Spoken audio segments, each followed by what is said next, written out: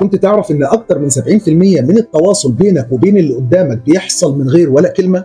تعال نحكي على اللي ما تعرفوش عن لغة الجسد. بص يا سيدي، لغة الجسد هي الرسائل اللي جسمك بيبعتها لك او بيبعتها لغيرك من غير ما تتكلم. حركاتك، نظراتك، نبرة صوتك، وحتى وقفتك، كل ده بيقول كلام كتير عنك.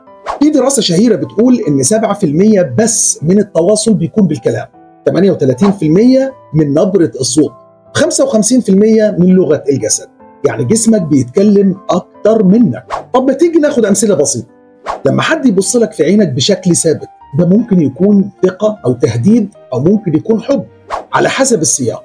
اللي بيقف وكتافه مرفوعة وصدره مفتوح وغالبا واثق من نفسه، اللي دايما عينيه بتزوغ ومش ثابتة، ممكن يكون بيكذب أو قلقان. وفي حاجات عالمية زي تكتيف الإيدين، معناها إنك مش مستعد تستقبل كلام أو حاسس بالدفاع. مسك الرقبة أو الوجه أثناء الكلام، ده ممكن يدل على توتر أو كذب. تراجع خطوة لورا وإنت بتتكلم مع حد، معناها مش مرتاح أو محتاج مساحة. بس خد بالك، مش كل إشارة لها معنى واحد، لازم تقرأ الكونتكست كله. يعني مين اللي قدامك، بيتكلم عن إيه، هو مرتاح، خايف، بيتكلم بسرعة ولا بهدوء، وهكذا. أغرب حاجة إن في لغة جسد مش بس للبشر، ده كمان للحيوانات.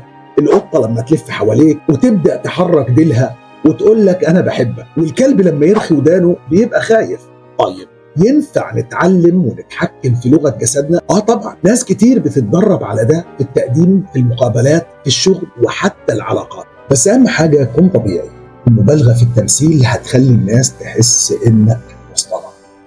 الخلاصة، جسمك بيتكلم، اسمعه وافهمه، لأن ممكن حركة صغيرة تغير انطباع كامل عنك. المرة الجاية اللي تبص فيها لحد، راقب عينه، ايده، رجله، صوته، هتفهم حاجات كتير من غير ما يقولها. لو عجبتك الحلقة شاركها مع صاحبك اللي بيتكلم بعينه أكتر من لسانه. وسلام.